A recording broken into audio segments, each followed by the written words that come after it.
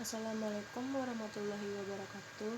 Baiklah, saya Devi Rahmawati dari jurusan Ilmu Ekonomi Universitas Negeri Padang.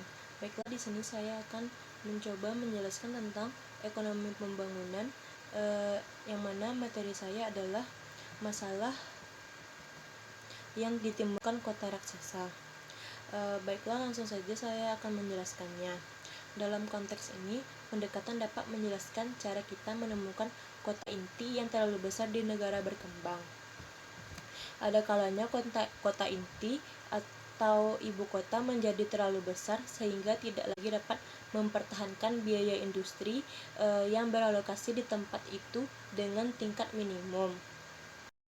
Di negara maju seperti Amerika Serikat, perusahaan pengembang sering menginternalisasikan eksternalitas dengan menciptakan suatu kota satelit di kawasan metropolitan dengan membiayai dan membangun pusat kota baru dengan jarak 10-50 km dari pusat kota inti asal.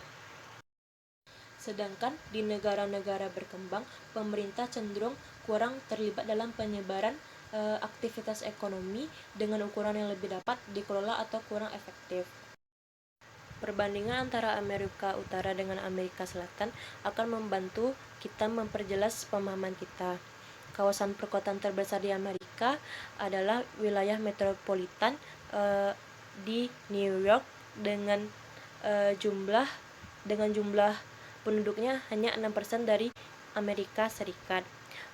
Sedangkan Toronto, wilayah metropolitan Kanada, penduduknya 15% dari penduduk Kanada.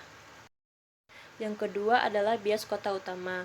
Kota terbesar atau tempat utama di suatu negara akan menerima bagian investasi publik dan investasi swasta dalam proporsi yang lebih besar daripada kota kecil yang lainnya. Yang ketiga adalah penyebab timbulnya kota raksasa. Secara keseluruhan, meraksasanya kota merupakan akibat dari kombinasi sistem transportasi hub and spoke dan lokasi modal politik di kota terbesar.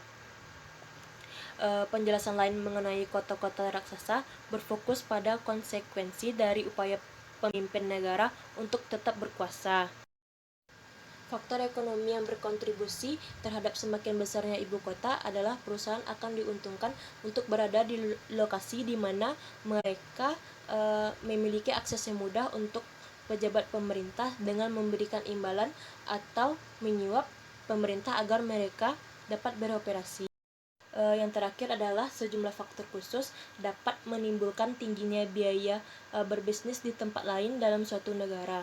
Salah satu dorongan untuk beralokasi di ibu kota negara adalah tidak adanya jaminan keamanan pribadi di negara-negara yang sedang mengalami atau baru saja menyelesaikan konflik seperti Republik Demokratik Kongo. Baiklah, hanya itu yang dapat saya sampaikan. Mohon maaf jika banyak kekurangan. Assalamualaikum warahmatullahi wabarakatuh.